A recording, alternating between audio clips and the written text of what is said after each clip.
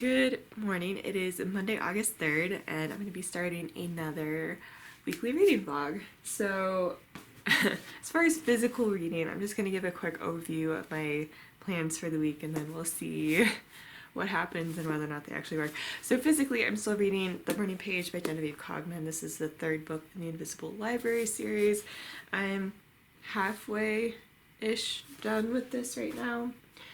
On audio, I'm currently listening to White Rage by Carol Anderson, and when I finish that audiobook, I think I will turn to Votes for Women. I'm blanking on the author's name right now, but I'll put an image right here as well.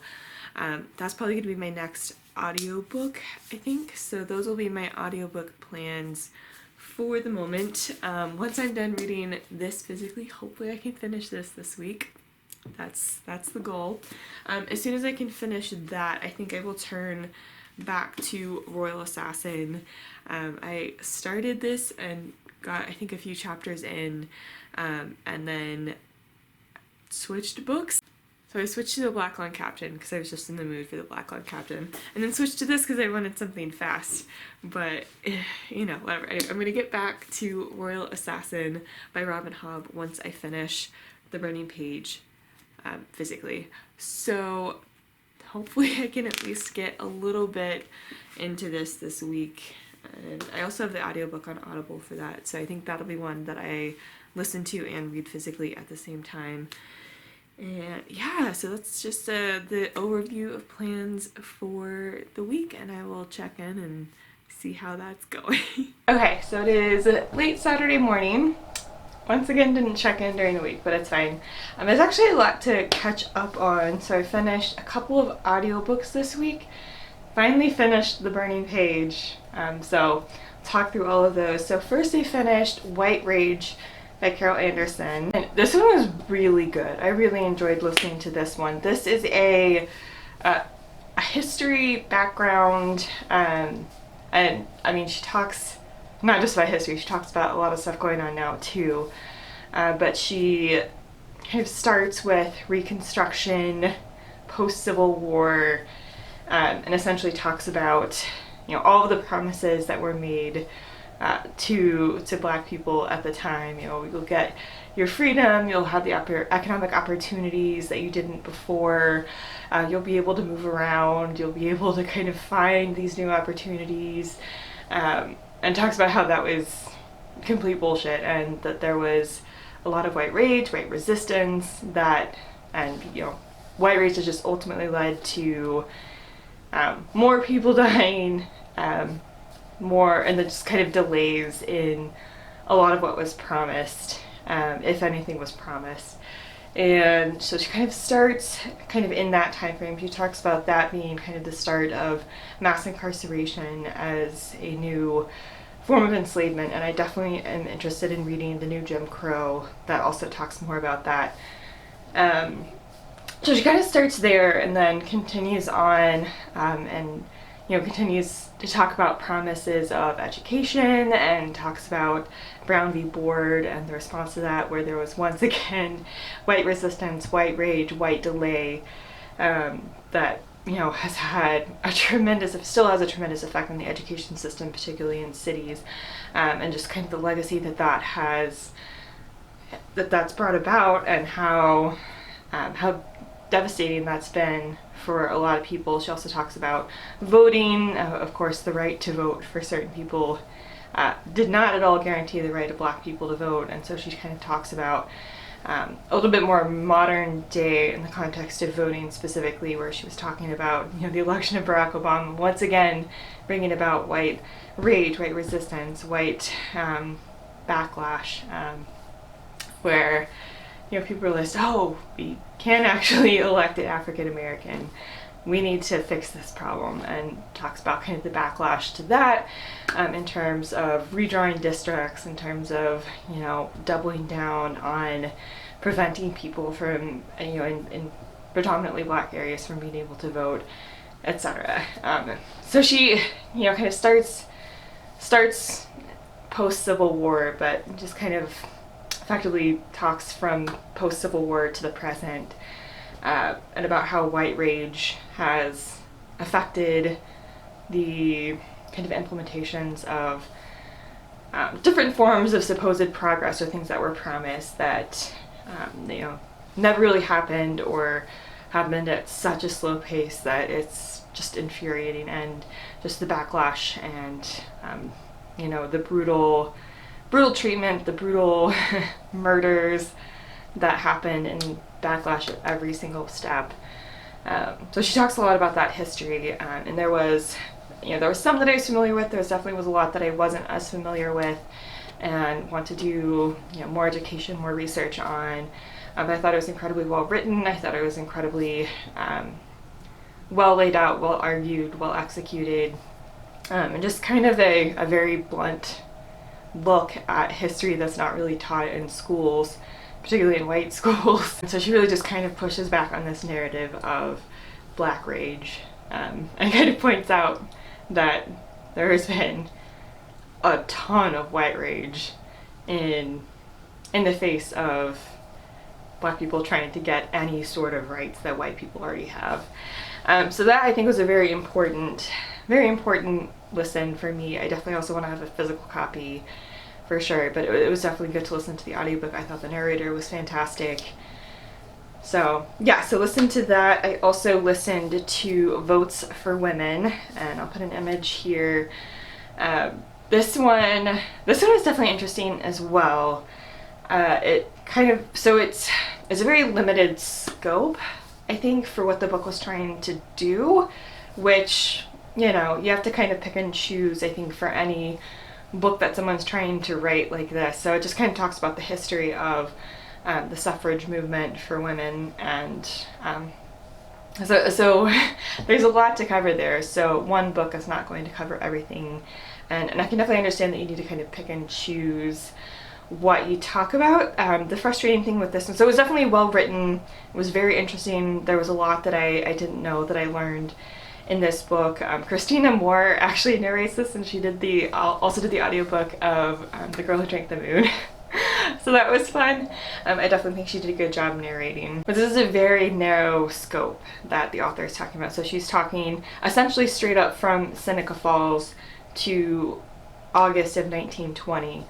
And she kind of talks about the suffrage movement through the lens of three white women. She talks mostly about Elizabeth Cady Stanton, Susan B. Anthony, and Alice Paul, and who are definitely very obviously important figures of that time in this context. But it's definitely a choice to kind of focus on three white women and kind of narrowly focus on Seneca Falls to 1920, because that obviously was not the time period in which everyone was given the ability to vote.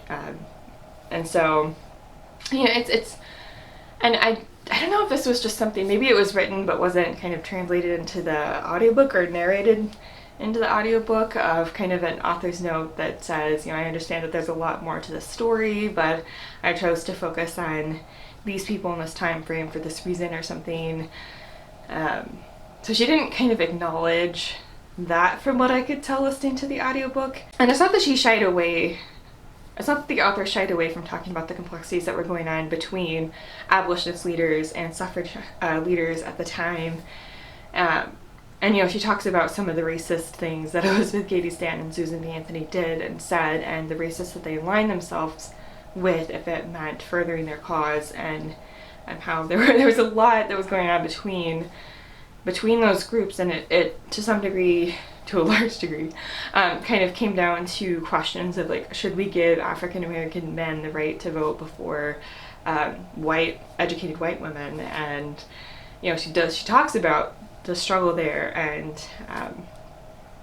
the things that were said and done in that context. So it's not that she shied away from those conversations, and it's not that she paints these suffragette leaders as heroes that could do no wrong and like only did good things for the sake of the movement. Like, it talks about the mistakes that they made, the questionable decisions they made, the things they said, but doesn't kind of focus on as much of that story as I wish she would have, because I know, especially from reading, so I need to read more about that in particular, but some of what I have read included Angela Davis's book Women, Class, and Race, where she talks a decent amount about this and in, you know, a lot of detail. And, you know, I just wish you would have talked more about that. But it definitely was very interesting to get more history or more context for the lives of those 3 women, and kind of why they made the decisions they did, or kind of why they felt the way they did, kind of the narrow perspective that they were coming from, and just, you know, a little bit more about the history of that time, and, you know, the meetings that took place, and how they kind of the activist work and the grassroots work that they did, and how important that was. So, you know, it's definitely very interesting. I definitely plan on kind of continuing to read about that. So the reason I read this audiobook right now, I have the physical copy back in my apartment in Arlington, but I wanted to read it this month in particular, since August 18th is the 100th anniversary of the passage of the 19th Amendment. And so, you know, I definitely just kind of wanted to read some stuff a little bit more about that this month, just for the timing of it. And so I definitely want to read more. There's actually something I have in mind. I'm blanking on the name of the book. I'll put an image here. But after I finished listening to Votes for Women, I listened to it on Scribd, and after I listened to it, they, you know, have some suggested readings that are kind of similar in nature to what you just listened to, and one of them was a book that was specifically about the rights of Black women to vote and the struggle for that. And so I definitely want to listen to that to kind of fill in some of that gap that I know is there from the book that I listened to, from Votes for Women. So a lot of interesting things going on this week in terms of audiobooks, but I'm definitely glad I listened to both of those. Physically, I finally finished The Burning Page by Genevieve Cogman. This was a lot of fun. This is kind of, so this is a decently long series. I think there are 6 out and the 7th one is about to be published, maybe, or maybe there are 5 out and the 6th is about to be published or something. And the first 2 kind of followed more distinct worlds that Irene, the librarian that we follow here, is in. And so this one is kind of a transition book, so it's following some threads that have kind of been throughout the first 2 books, and it's kind of picking up on that thread and focusing on that one in this book. So she's not really she's basically chasing someone down, and so it's not really kind of set in one, or mostly one world as the other 2 have been. So it definitely felt a little bit different, but this one was still a lot of fun to follow the threats that the library was under, and Irene trying to find the person that is making these threats and figure out what she can do about that. So it's definitely interesting. I'm very excited to continue. There's still just something about this series that, I don't know, it's hard to describe. Like, I don't think this is going to be, you know, an all-time favorite series. There's just something about, I don't know if it's the writing or something, there's just something that's kind of putting me at a slight distance from this series, and I wish I could kind of be, I'm definitely into it when I'm reading it. I definitely feel transported to these worlds, I think, but just not to the degree that I have been for some other stories. But these are still just a lot of fun, and I'm very excited to continue. I think the next one is The Lost Plot, and I think that one follows kind of a 1920s New York-esque world. So I'm very excited about that, because that's always a fun time in books. I don't know, at least I've enjoyed so far the books that I've kind of read set in that time period. So I'm very excited about that. That's not what I'm picking up next physically, though. I actually decided to pick up, I just finished that one last night, so I decided to pick up Girl, Serpent, Thorn. I don't know, someone was just calling to me. I have to save the dust jacket off, but so I just started this last night, so I'm not at all very far into it, so I'll be continuing that, and I'm sure I'll be continuing that into next week. So that's what I'm doing physically. Audio book wise, I'm listening to The Boundless, which is the 2nd book in, I think, a duology by Anna Bright. The first one is The Beholder. It's a fairy loot book that I got, I think, last summer, and I think I actually read it, or at least I read it last summer, and you know, it was fun. I ended up donating it, and it wasn't something that I was super attached to or felt like I would ever reread, but I was curious enough to just kind of, and the audiobook is on Scribd, so I was like, if the audiobook is on Scribd or easily accessible at the library, I'm curious enough to just kind of listen to the audiobook just to finish the story out and see what happens. but I'm not super invested in the story necessarily, but I'm curious enough. So I'm not terribly far into it. I think I'm like 15%, 20% into the audiobook. So that is my audiobook. So yeah, that's what's been happening so far.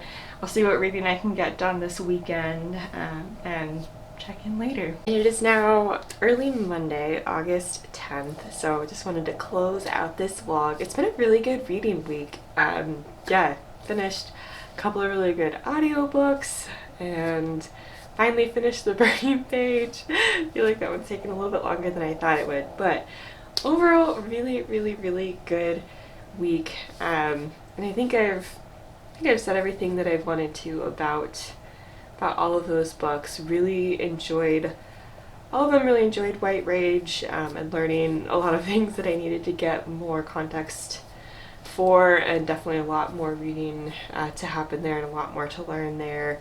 Definitely enjoyed Votes for Women, at least kind of learning about the things that that book was talking about, and I know that that book had some gaps that I plan on filling. And yeah, just enjoyed Burning Page.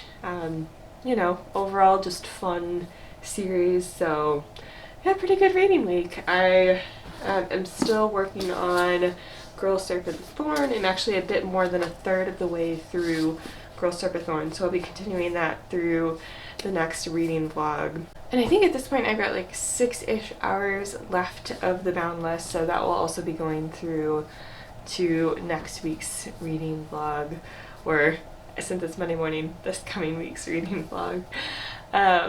So yeah, thank you so much for watching. Let me know what you think about any of the books that I read, and if you've read them, let me know what you think, or let me know how your reading week went. And yeah, I'll be sure to leave everything linked below as normal, and I'll see you in the next one. Bye.